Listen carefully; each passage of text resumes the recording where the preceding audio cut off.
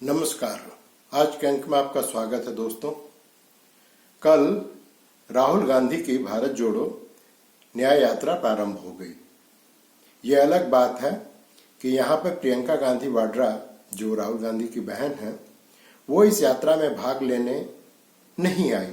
इसके जगह पे वो विदेश जाना उचित समझा।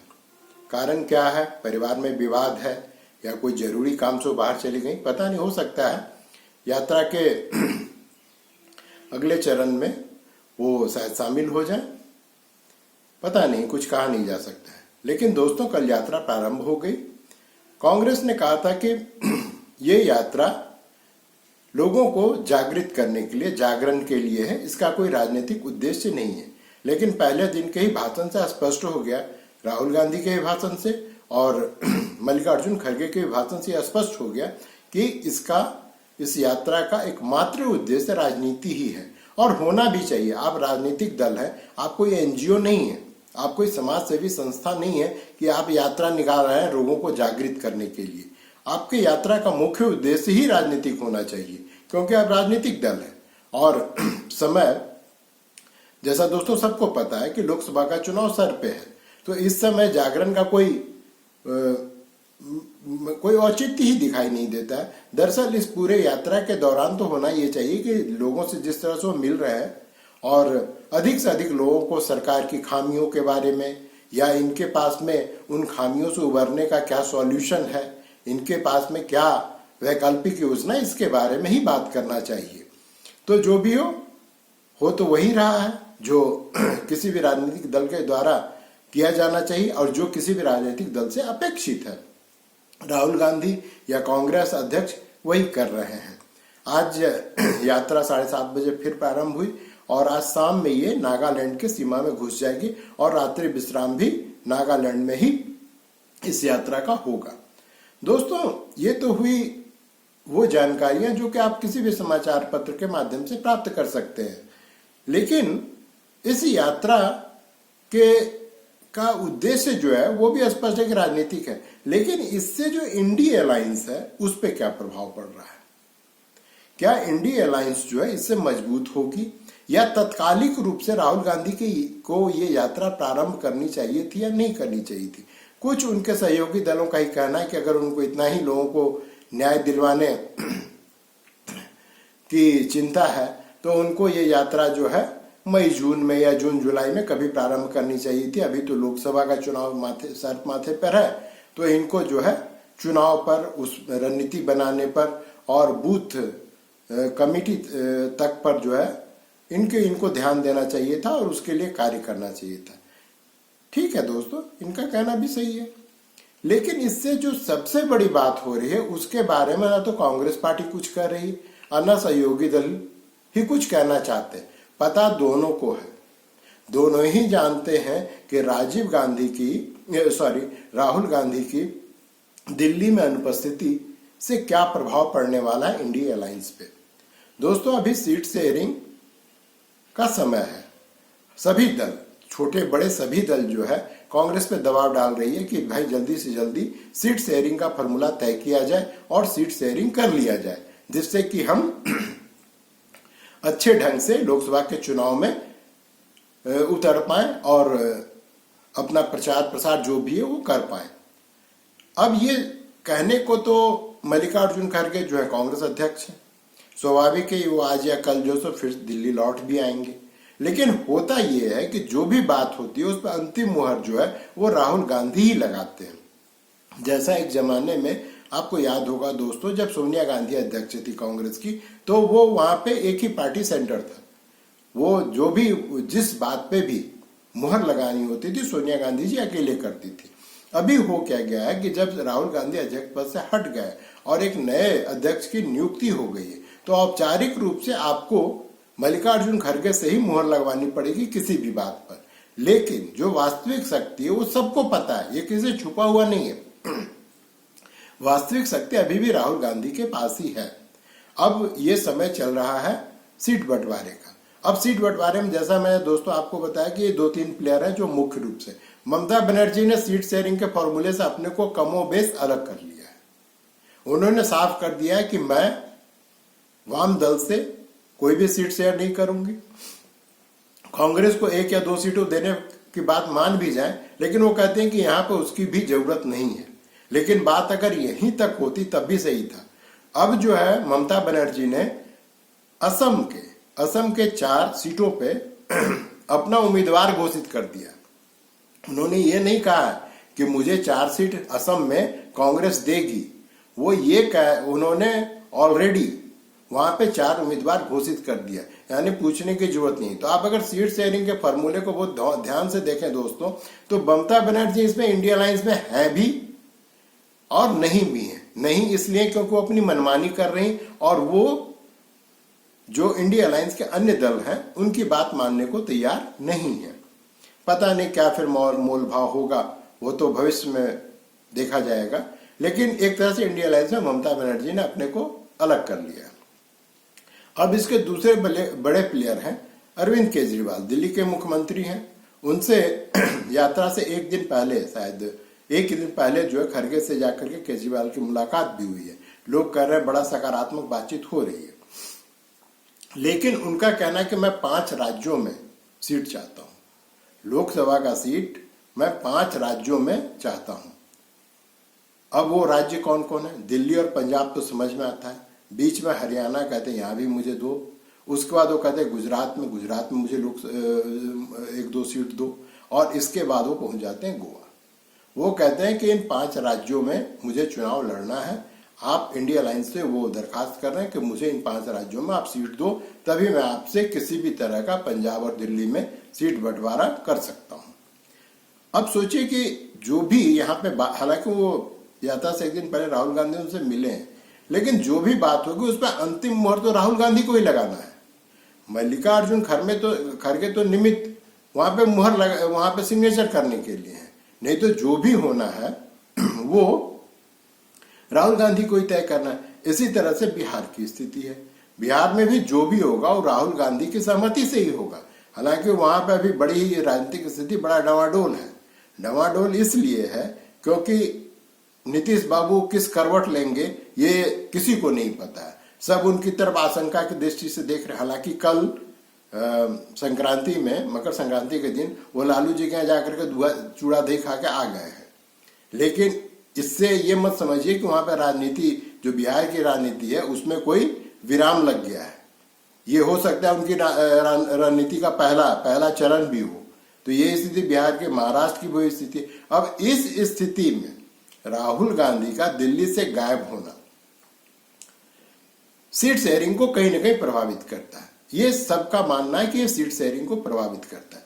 लेकिन कुछ जो रणनीतिकार हैं, जो जानकार हैं, कांग्रेस को ज्यादा दिन से जानते हैं, उनका कहना है कि ये एक सोची समझी रणनीति है कि राहुल गांधी यहां से अनुपस्थित है, जिससे कांग्रेस किसी भी अनुचित मांग को सीधे ठुकराने से बचने कहे कि ठीक है राहुल जी आवेंगे तो आप उनसे बात कर लीजिएगा, या उनसे बात होगी। या हो ये भी सकता है कि यात्रा के बीच बीच में राहुल गांधी 1-2 दिन की दिल्ली की यात्रा भी कर लें। यात्रा उनके सहयोगी करते रहेंगे, ये आएंगे फिर लौट के यात्रा में शामिल हो जाएंगे। ये हो सकता है, ये एक स्थिति है। लेकिन ज्यादा जानकारों का मानना है कि राहुल गांधी का अनुपस्थित रहना कहीं न कहीं कांग्रेस के लिए अच्छा ही है, क्योंकि वो किसी को सीधे ना न कहने की स्थिति में कहने के राहुल जी आएंगे तो आप बात कीजिएगा। लेकिन दोस्तों इससे भी आगे एक और बात है कि इंडिया अलायंस में जो सीट शेयरिंग हो रही है उसका ये तो तय हो गया कि उसका जो केंद्र है, उसका जो केंद्र बिंदु वो कांग्रेस ही है। तो क्या अन्य दल सिर्फ कांग्रेस से सीट बंटवारा शेयरिंग कर रहे हैं, या जो ये खुद जो 27-28 दल है इनके बीच में कुछ सीट शेयरिंग होगी? ये बड़ी अजीब सी स्थिति है।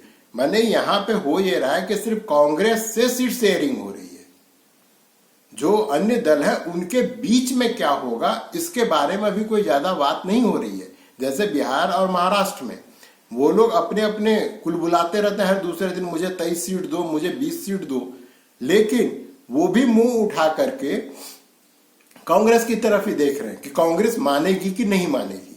इसका मतलब ये हुआ दोस्तों, और ये कांग्रेस के लिए बहुत सुखद समाचार है, क्योंकि सारे जो छोटे सहयोगी दल हैं या बड़े सहयोगी दल हैं वो सब ये मानते हैं कि बॉस जो है वो कांग्रेस ही है। जो कांग्रेस कहेगी वही बात होगी। तो ये तो जैसे नहीं कहते कि मैंने बिना कुछ कहे अगर आपको कोई खुद ही अपना नेता स्वीकार कर ले तो इससे अच्छी स्थिति किसी भी राजनीतिक दल के लिए और क्या हो सकती है।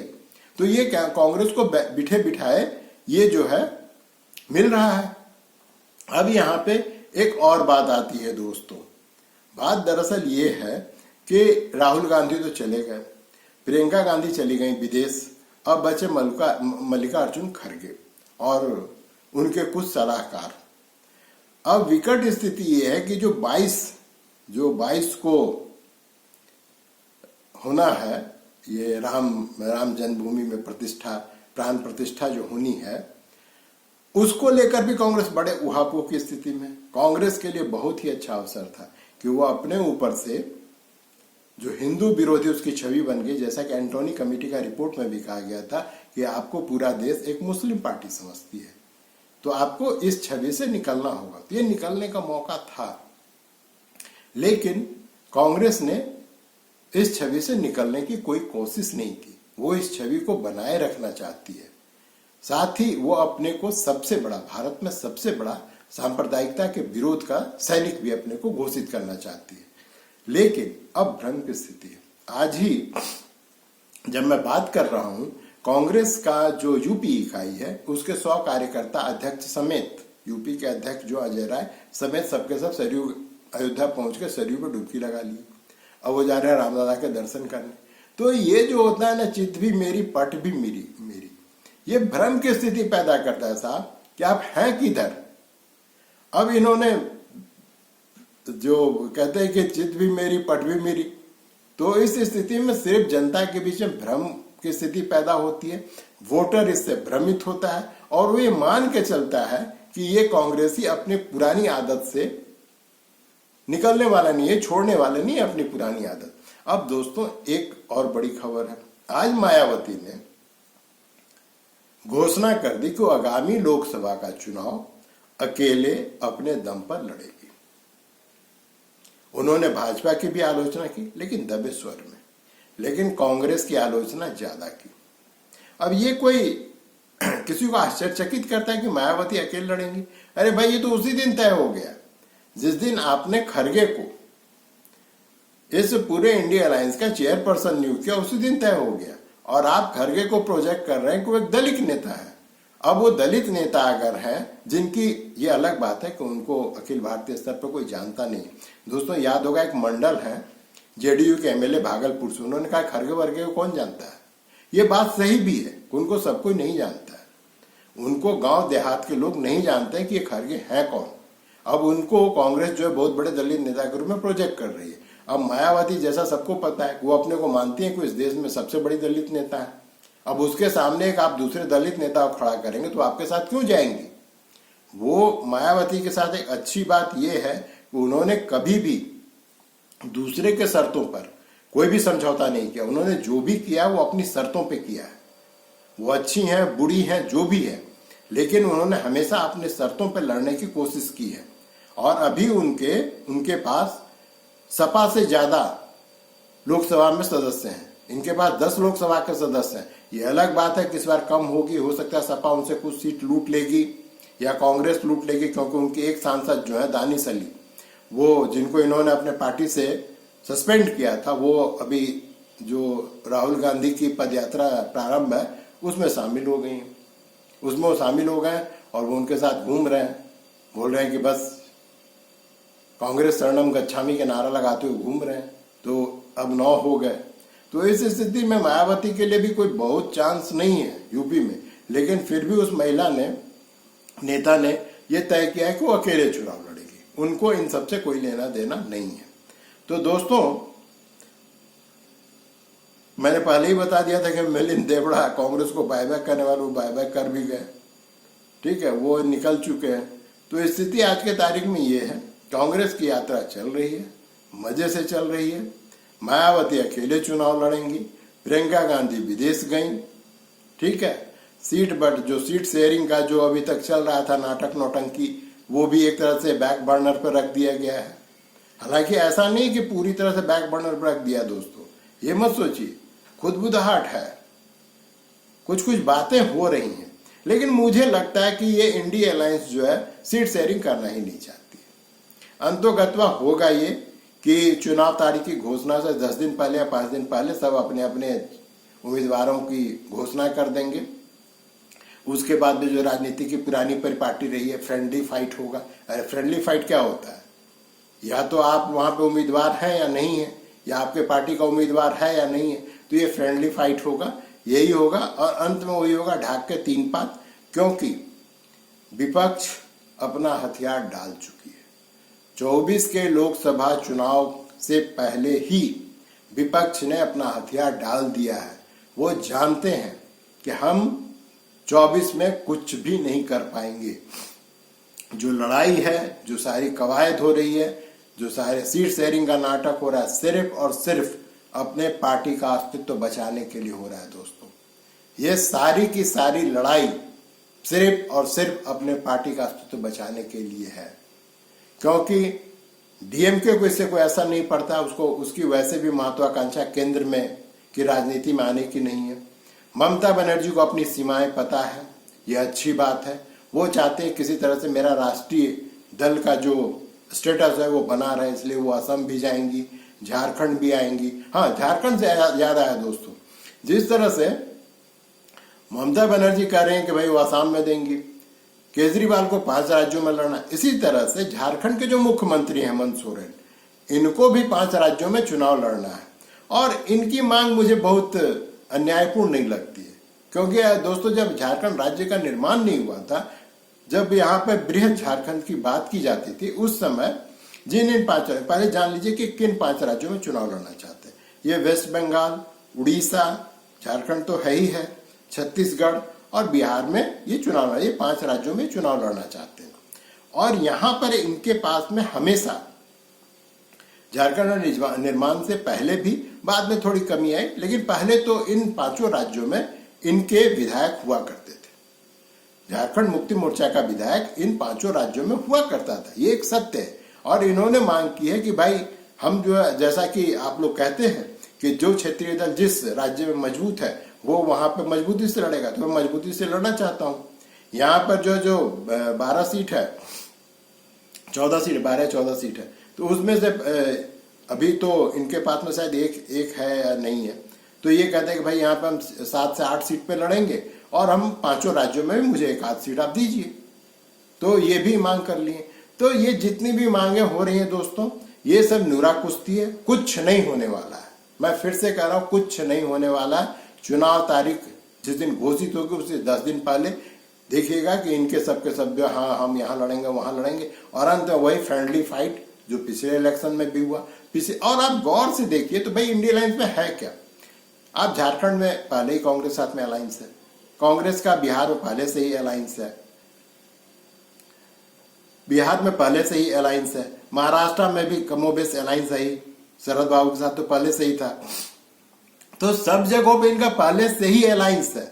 ये सिर्फ एक नाम, डीएमके के साथ में तमिलनाडु पहले से अलायंस है, तो सब जगहों पे पहले से ही अलायंस था। सिर्फ इस बार एक जो है तो वही पुरानी दारू, लेकिन उसको नया रैपर में लपेट करके, वो रैपर का नाम इन्होंने दे दिया इंडिया अलायंस, और उस रैपर में लपेट के लोगों के सामने रखना चाहते नहीं है। इनकी सफलता तभी संभव है जब ये वैकल्पिक योजना लेकर के लोगों के पास आवे, वैकल्पिक नैरेटिव लेकर के लोगों के पास में आवे कि साहब ये मोदी सरकार गलत कर रही है, इसके जगह पे मैं ये करूंगा, या जो ये समस्या उसका मेरे पास में ये सॉल्यूशन है। ये कुछ नहीं कहता है, ये सिर्फ एक चीज, मोदी हटाओ, मोदी हटाओ। आपको याद होगा दोस्तों, जब इंदिरा जी थी यही नारा था, इंदिरा जी हटाओ, इंदिरा हटाओ। क्या कर लिए? 77 में 2 साल के लिए उनको आप हटा भी ले, 80 में तो फिर से वो भारी बहुमत के साथ में आ गई। तो आप कभी कुछ किसी भी बड़े नेता को आप बिना नैरेटिव गढ़े हुए, बीपी सिंह इसलिए हटा पाए राजीव गांधी को क्योंकि उन्होंने नैरेटिव सेट किया, उन्होंने भ्रष्टाचार हटाओ की बात की, उन्होंने राजीव हटाओ की बात नहीं की थी। यहां पे विपक्ष कर कह रहा है उसके पास सिर्फ एक ही चीज, मोदी हटाओ, मोदी हटाओ। अरे मोदी हटाओ ने, मोदी हटाने के लिए कोई नैरेटिव तो सेट करो, कुछ तो लोगों को बताओ कि इसको हटा करके हम ये करेंगे। वो है नहीं, बस ये है। आपको याद होगा दोस्तों, एक आर के लक्ष्मण का कार्टून हुआ करता था, उसमें वो सब नारा लगा रहे हैं। उसमें वो नेता कहता क्या है इन लोगों ने पिछले 50 साल से देश को लूटा है, अब हमें मौका दो। यही भारतीय राजनीति का सत्य है कि इसने बहुत लूट लिया, अब हमको तो हम लोग लूटेंगे।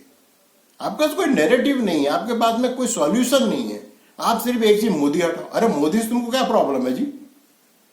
मोदी से क्या प्रॉब्लम है? और जो मोदी के जगह पे आवेगा उससे देश को प्रॉब्लम नहीं होगी, इसकी तुम कोई गारंटी देते हो? तो दोस्तों ये स्थिति है। कोई बहुत बड़ा हलचल अभी राजनीतिक होने वाला नहीं है, न हो रहा है। अभी बस राम काज पे सब लगे हुए हैं। दोस्तों अभी कुछ बहुत बड़ी राजनीतिक हलचल नहीं हो रही है। अभी पूरे देश में राजनीति का केंद्र जो है वो अयोध्या है। 22 को प्राण प्रतिष्ठा होने के पश्चात ही कोई नए नैरेटिव सेट होगी या कोई राजनीति में कोई नई हलचल आवेगी, उससे पहले अभी कुछ भी होने की संभावना नहीं है। लेकिन जैसे जैसे 22 जनवरी नजदीक आ रही है, सुगबुगाहट विपक्षी दलों में भी हो रही है। उनके भी नेताओं का हृदय परिवर्तन हो रहा है और वो भी अयोध्या की तरफ कुछ कदम उठा चुके हैं और कुछ अपना सामान बांध रहे हैं कदम उठाने के लिए। दोस्तों मिलते हैं अगले अंक में, तब तक के लिए नमस्कार, जय हिंद।